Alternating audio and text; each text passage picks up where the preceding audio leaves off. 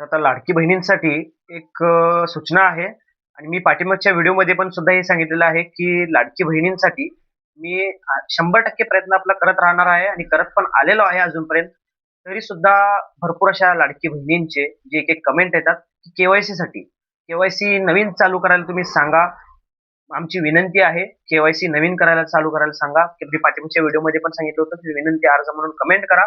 जेवढ्या लाडकी बहिणींचे एक विनंती अर्ज म्हणून कमेंट येतील, तर मी लवकरात लवकर मी 1-2 दिवसमध्ये मी अर्ज देण्याचा प्रयत्न करणार आहे आपल्या इथं विभागामध्ये.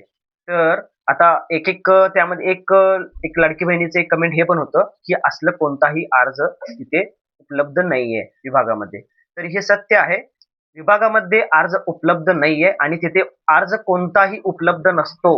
तर आपण हे जेवढे लाडकी बहिणींचे जे माझ्याकडे कमेंट्स येतात, जेवढे लाडकी बहिणी धुळे जिल्हा, पुणे आहे, मुंबई आहे, ठाणे आहे, बाकीचे जेवढे सुद्धा आहेत सातारा, कोल्हापूर, सांगली आमचं जे सांगली जिल्हा आहे ते पण सांगली जिल्हा आणि बाकीचे जेवढे जिल्हे आहेत, ते सगळ्या जिल्ह्यामधून माझे जे व्हिडिओ बघतात जे लोकं आहेत, जे लाडकी बहीण आहेत, त्यांची मला जे कमेंट येतात, त्यांनी मला सांगतात, की आमची नवीन ई-के-वाय-सी साठी तुम्ही पोर्टल सुरू करायला सांगा सरकारला.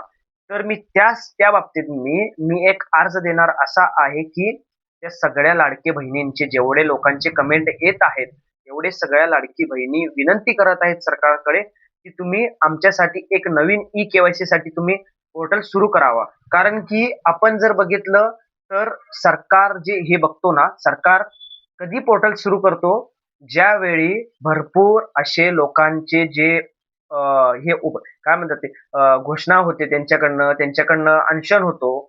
तर अशी जे आहेत त्यांच्याकडनं रॅली काढली जाते लोकांकडनं किंवा लोकांकडनं असं अर्ज येतात.